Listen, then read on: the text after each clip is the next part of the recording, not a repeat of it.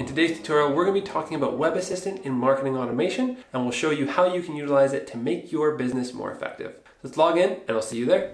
So now that we're logged in, we're going to go ahead and look at the advanced settings of Web Assistant. So again, let's go over here to the website tab. And as you can see here, I made a couple of changes. I've actually put in my own domain just so we can look at that in a bit closer. So you can see as I go through each of these settings, it'll make a lot more sense. So right now we just have one page that the code's been added to, and this is just my home page. So we're going to connect to that. And you can see that I actually visited this website. So this is what it looks like on the dashboard. You'll get a lot more reporting as more individuals visit your website. You can see where they visited from. So there's a lot of awesome statistics that we can pull out of this, and it looks really cool. Very similar to Google Analytics, I'm sure, but we do have a few more options of what we can actually do here. So again, if we go over to pages here, we have the clienttrick.co. That's our main page, our home page, and then we can add this to other pages.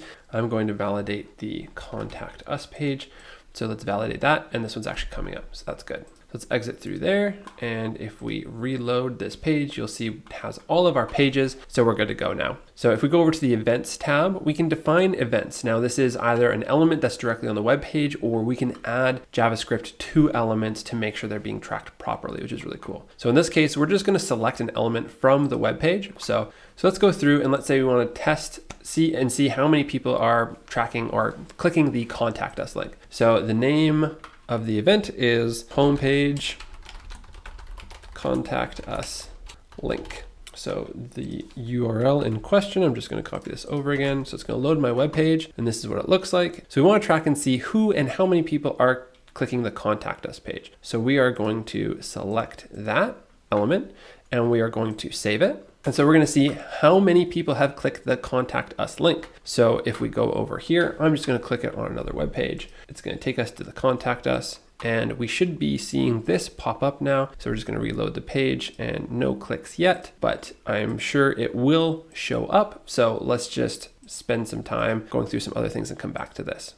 So now that we've created it, I've actually set it up, and you can see that I've clicked it now. So it shows us one click has clicked it. Again, all these different types of information is being tracked and collected. So we don't really have to worry about that, but it's kind of cool to see that. So that is what you can define throughout this as you define an event. So we can create other events too and add JavaScript to elements that maybe don't have JavaScript already. And then that'll track them as we go too. So we can also set up goals. So what goals do we want to set up? We want to set up maybe the type of visitor. Maybe we want to track new visitors coming to the website from a very specific channel. Let's say social. We want to see how and track how many individuals are being converted from our social accounts to our website. So we can say the source of visit. We can even go any further. Facebook, Twitter, LinkedIn, Instagram. Maybe we want to track specifically Instagram. So we're going to continue to move on. We have the goal criteria. So it visits a particular page.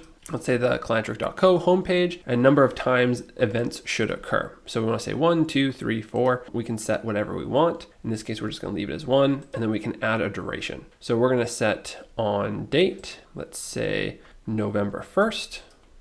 To the end of November. Let's just use November 30th. And we're going to see how many people come from our social channels to track this. So we can also set up goal actions. So perform additional actions when something happens. So we can go through this in more detail as well. So we want to define a goal action, mark as goal achieved. And so something to note here is that marketing automation does allow you to interact very fully with your contact list. So if you have a very, very large list, marketing automation knows exactly what the IP address of those individuals who are interacting with your content, and they will be assigned to that email. So for example, you might have 50 people in your mailing list that are coming to your website constantly. So you can set up and filter out visitors, or you set up filters to make sure that they are being tracked or aren't being tracked, whatever it is. Then you can also mark as goal achieved. So you can say that, let's say you have someone on your mailing list and you want to see if social converts them. Let's say that you want to send them an email. So as soon as the goal is achieved, so as soon as that individual who is in your list hits your website, they're going to get an email immediately. So you can set that up. There are a ton of different actions that you can actually set up and goals. So play around with it. It is pretty expansive. There is a lot here. We're just going to call this a test social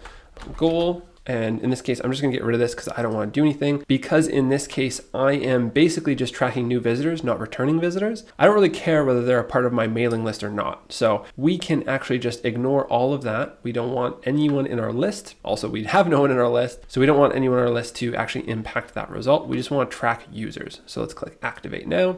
And now we've activated one of our goals.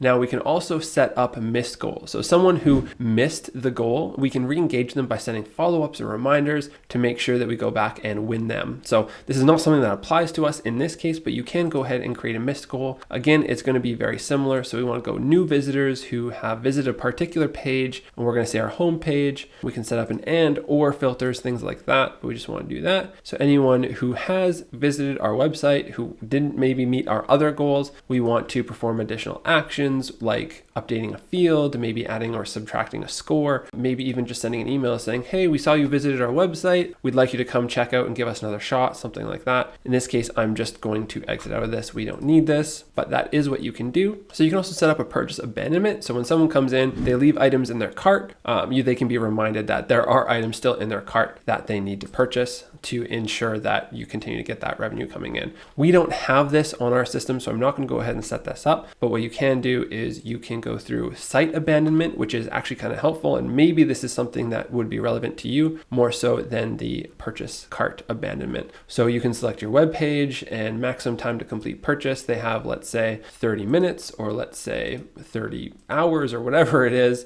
right? So we can select that. We can select the page. So let's say the contact us. Let's say I want to try and convert people who are on the contact us but don't end up actually contacting us. So we can go through that. We can set all of this up and create actions based off of what is actually happening. So when we define this individual as being abandoning our objective, then we can go in and send them an email, maybe send them updates, assign a score to them, something like that, to make sure that we can re-engage them in the future. Again, we're not going to be doing this, but we can also do cart abandonment. And now you can track the products that people have removed from their cart or have left in their cart in a lot more detail. So we're just going to take me in here so you can see what it looks like, but we're not going to be setting this up. So you can set your abandonment criteria, again, like the website abandonment, and go through the exact same process. Now, if we exit out of here, we have the smart pop-ups page. So the smart pop-ups we can actually create. So they pop up at certain times when an individual is doing something specific. Now we can use a couple different ones. There's a sign up pop-up and there's the engagement pop-up. So you want to convert website visitors to leads using sign up pop-ups, and you want to increase user engagement in your website by using engagement pop-ups. So for example, maybe you're on a web app and maybe it's a trial web app and you want to see if someone is having a good time. Maybe they've spent the first 5 minutes or so in the application and you want to pop up and say, how's your experience going? Blah, blah, blah. Please contact us if you have any questions. So this is how you go about doing something like that. So you can design an engagement pop-up. You can select the pages where you want the pop-up to appear and it'll start happening. So let's just go through the design side of things. This is what it looks like. Join the webinar, a lot of webinar options. So you have these options you can use as templates and then update them from there. So this is just kind of showing you an example of what it could look like. There is no startup as a blank. So you have to choose one of these and convert it to your brand after the fact. So we're just going to go back over here and we're going to create a new pop-up. We're going to create a sign up pop-up. So over here, you can again design it and then you have the pages. So you can select the activity based on criteria. So based on, let's say, if the source is Facebook or Twitter, maybe you'll have different pop-ups that come up based off of that. So you can set up those kind of criteria as well if they are known to your website. You can select these pages over here. You can also select specific pages that you want this to show up on and specific pages matching a certain criteria. So page URL starts with blank. So you can go through that. Again, you can do anonymous visitor, known visitor, or both. In this case, you would choose maybe an anonymous visitor if you knew that you wanted to get them to sign up right away, or you could choose both. So we're just going to cancel that. And that is how you go about setting up a smart pop-up. And then the last thing is just the setup page. So we have the cookie policy banner, so you can apply the banner there. We're going to remove that, but all of these options, you can set up alias domains. So you can set up any campaigns.zoho.com. So if I had a bookings.zoho.com, I could then track those individuals who are going to my bookings link, things like that. Then we also have traffic filters. So use filters to not include traffic from specific IP addresses or countries in your statistics. So for example, if you have a lot of spam from, let's say, some other country, or maybe you're getting a lot of visitors from, let's say, Australia, and you don't want to service those customers or out of your geographic geographical area if you are a specific niche home services business. Let's say you're HVAC or plumber and you only want to focus on people in your immediate vicinity. You want to be measuring on those statistics, not statistics outside of your geographical area. So that was a lot to go through. We hope that's been helpful going through what it could actually look like when you set this up properly. So again, I hope that's been helpful. Please make sure that you subscribe down below. We want to make sure that everyone who needs to hear this content, needs to see this content, is getting access to it. And by liking, commenting, and subscribing, you are letting us reach more people. And also be sure to subscribe to our Instagram and Facebook social accounts. We're building an awesome community and we can't wait to have you there. We look forward to seeing you in our next tutorial. Bye for now.